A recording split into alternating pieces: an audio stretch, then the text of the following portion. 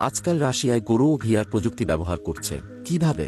আমি তোমাকে বলি। রাশিয়ায় গরুর জন্য বিশেষ ভিআর শেড তৈরি করা হয়েছিল এবং সেগুলি পড়ার জন্য তৈরি করা হয়। তারপর তার ভিতরে ২৪ ঘন্টা একটি ভিডিও চালানো হয় যেখানে গরু মনে করে সে খুব সবুজ এলাকায় এবং খুব ভালো পরিবেশে বাস করছে, এবং তারপরে আপনি বিশ্বাসই করবেন না যে এই গাভীর দুধ উৎপাদন ৪০% বৃদ্ধি পেয়েছে। আসসালামু আলাইকুম। জি, আমাদের যে খুলনার সেটের চলমান কাজ ছিল, আমি বলছিলাম যে আমি লাস্ট একটা ভিডিও করব যেটাতে ফুল কমপ্লিট হওয়ার পরে ভিডিওটি দেওয়া হবে। আমরা এখানে মূলত টোটালি দুইটা সেট হওয়ার কথা। আপনারা 3D অ্যানিমেশনে দেখছেন, যেটা এখনও দেখতে পাচ্ছেন 3D অ্যানিমেশনে। তো এই সেটটা একটা কমপ্লিট করা হয়েছে, এরপরে পরবর্তী ধাপে আরও একটা করা হবে। তো আমি যদি দেখাই, এর আগে চালগুলো দেখছিলেন চাল কিভাবে করা হয়েছে। আর পানি নামানোর ব্যবস্থার জন্য এই যে দেখতে পাচ্ছেন পাইপ, এই পাইপের মাধ্যমে পানিগুলো নামবে, বৃষ্টির পানি এসে ড্রেনে পড়বে। আর এগুলো দেখছেন পানির পাত্র, এগুলো করা হয়েছে এই একটা এটা কিছুক্ষণ পর পর এগুলো গরু ছেড়ে দেওয়া থাকবে। আপাতত ওনারা নতুন গরু নিয়ে আসছে বিদায় ছেড়ে দেয় নাই, একটু বেঁধে রাখছে। এগুলো নতুন গরু করে যদি নিয়ে আসে তাহলে হচ্ছে নিয়মটা হচ্ছে এই ড্রেনে কিন্তু জালি থাকবে। 3D অ্যানিমেশনে দেখছেন এখনও জালি দেয় নাই ওনারা। যে নতুন গরু নিয়ে আসলে এরা হচ্ছে বাঁধা অবস্থায় অভ্যস্ত থাকে। তো যার কারণে হঠাৎ সবগুলো গরুকে যদি ছেড়ে দেওয়া হয় সেই ক্ষেত্রে কিন্তু অনেকটাই মারামারি লেগে যাইতে পারে। এই জন্যে এটার নিয়ম হচ্ছে যে আপনার যতগুলো গরু থাকবে একটা করে গরু ছাড়তে হবে। একটা গরু ছেড়ে দেওয়ার পর সে যখন কন্ট্রোলে চলে আসবে তখন দেখা যাচ্ছে আর একটা গরু ছাড়তে হবে। আর এখানে হচ্ছে এইভাবে স্টেপ বাই স্টেপ সবগুলো করে ছেড়ে দেওয়া থাকবে। তখন শুধুমাত্র এই শুকনা খাবারগুলো এই পাশে আর এই পাশে থাকবে, দুই পাশে শুধু শুকনা খাবার খাবে। আর দুই পাশেই কিন্তু পানির পাত্রের ব্যবস্থা করা হয়েছে, দুই পাশে পানিটা বাইরে খাবে আর এখানে শুকনা খাবার খাবে। আর একটা বিষয় যে হচ্ছে এটা আমরা খোলামেলা রাখি। অনেকে বলে যে বৃষ্টি ঝড় হইলে কি হবে। তো বৃষ্টি ঝড়ের জন্য এটা করা হয় কি, আপনার এখানে নেট দেওয়া হয়, দেখতে পাচ্ছেন নেট এইভাবে ঝুলে রাখছে। নেটটা যখন অতিরিক্ত বৃষ্টি বা ঝড় আসে নেটটাকে নামায় দিতে হয় নিচে।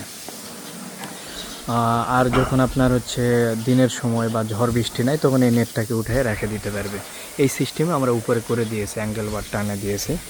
আর এখানে আরেকটা প্রবলেম গরুর দেখলাম, সেটা হচ্ছে যে অনেক গরু অভ্যস্ত না বিদায় এখানে ওই যে ঘাটটা ছিলে যাচ্ছে অনেকের। আমি যদি ওই গরুটার একটু দেখাই, তো এইভাবে করলে এটার সমাধানটা হচ্ছে যে আপনার এই যে ইনসুলেশন কপার পাওয়া যায়, অর্থাৎ কপার পাইপের উপর এক ধরনের প্লাস্টিকের ইনসুলেশন পাওয়া যায় বা প্লাস্টিক পাইপ, যেটা অনেক নরম অনেক মোটা হয়ে থাকে। এই পাইপগুলো একমাথা কেটে এগুলো আপনার পাইপে দিয়ে দিতে হবে। তাহলে হবে কি, এটা অতিরিক্ত নরম থাকার কারণে গরুর কোনো হচ্ছে আপনার ক্ষতিটা হবে না। এখানে ঘাড়ে যেটা ছাল উঠে যাচ্ছে এই প্রবলেম থেকে পাওয়া যাবে। আর এখানে আরও দেখানো হয়েছিল যে ৭-৮ দিনে ঘাস উৎপাদন, এটা এখনও ওনারা সেট করতে পারে নাই, এটা আস্তে আস্তে করবে। আর এই শেড কিন্তু এইভাবে বানানো হয় গরুদের ছেড়ে রাখার জন্য, বেঁধে রাখার জন্য না। আমি আবারও বলছি, যেহেতু ওনারা প্রাথমিক পর্যায়ে গরুগুলো উঠাইছে বিদায় এগুলো কিন্তু আপনার করে রাখছে, বেঁধে রাখছে। এখানে একটু উঁচা থাকে, 15 ইঞ্চি উচ্চতা করা হয়। এরপরে এটা হচ্ছে 4 ফিট হাইটে থাকে। তো এটা গরু ছোট বড় অনুযায়ী এটা একটা এক্সট্রা রড দিয়ে দিতে হয়। যেমন এটা ছোট গরু, এখানে যদি রাখতো তাহলে আলাদা একটা রড দিতে হতো। তাছাড়া সে কিন্তু ওই পাশে চলে গেছে। আমি একটু ফুল ভিউটা আরও ভালো মতো একটু দেখাই নিচ্ছি আপনাকে।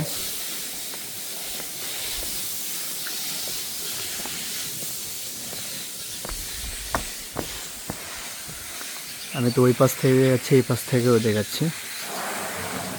এটা লম্বায় ছিল মেবি 160 থেকে 180 ফিট, মনে পড়তেছে না সঠিক। আর পাশে রয়েছে এটার 33 ফিট।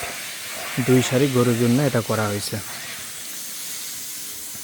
আর সহজে এখানে কিন্তু গরুদের গোসল, এই যে সকালবেলা সম্পূর্ণ গোসল করায় দিচ্ছে গরুদের।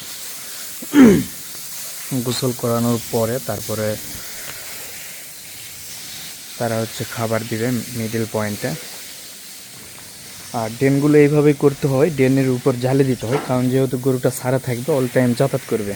আর এই ফ্লোরগুলোতেও বালি ফেলানো হয়নি এখনও, এই ফ্লোরগুলোতে বালি ফেলায় এই ড্রেনের সমান করে দিতে হবে যেন গরুগুলো ওঠানামা করতে পারে। তবে ওই পাশটা করে ফেলছে, এই পাশটা এখনও করে নাই, যেহেতু ওনারা এখনও ছেড়ে দেওয়ার ওই পরিবেশটা করে নাই। সেজন্য এই অবস্থায় রয়েছে আপাতত।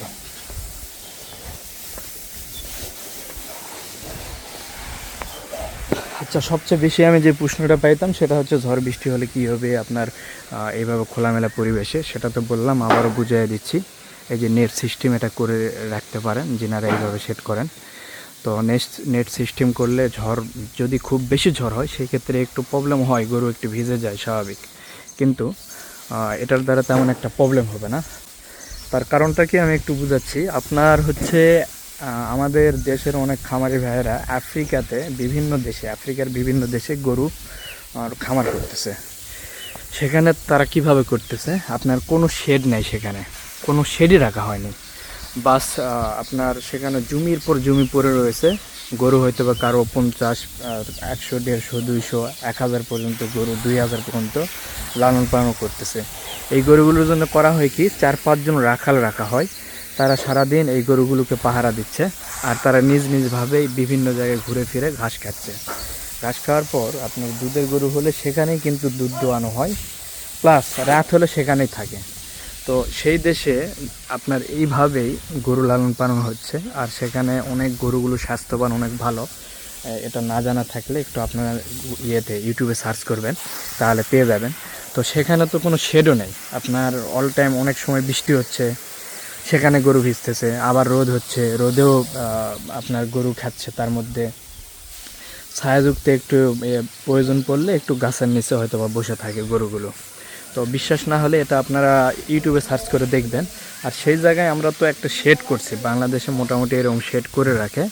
এইভাবে গরু যদি ছেড়ে দিয়ে প্রাকৃতিক পরিবেশে গরুকে লালন পালন করা যায়, সেই ক্ষেত্রে এই গরুগুলো আপনার দুধ বেশি দিবে এবং আপনার হচ্ছে স্বাস্থ্য সব দিক দিয়ে ভালো থাকবে। গরুর গলায় রশি দিয়ে অল টাইম রাখা এটা ঠিক না। এটা আপনার অনেক বিশেষজ্ঞ যিনারা রয়েছে, ডাক্তার রয়েছে, যেমন ডাক্তার নুরুল আমিন স্যার, ওনার অনেক ভিডিও রয়েছে, দেখবেন আপনার হচ্ছে ইউটিউবে। উনি বারবার এই কথাগুলো বলছে। এছাড়া অনেক ডাক্তাররাই পরামর্শ দেয় যে গরুদের ন্যাচারাল পরিবেশে লালন পালন করার চেষ্টা করতে হবে। তো আজকে এই পর্যন্তই, আশা করি মোটামুটি এই শেডটি আমি দেখাইতে পারছি কমপ্লিটের পরে। তো আজকে এই পর্যন্তই, সবাই ভালো থাকবেন, সুস্থ থাকবেন, আল্লাহ হাফেজ।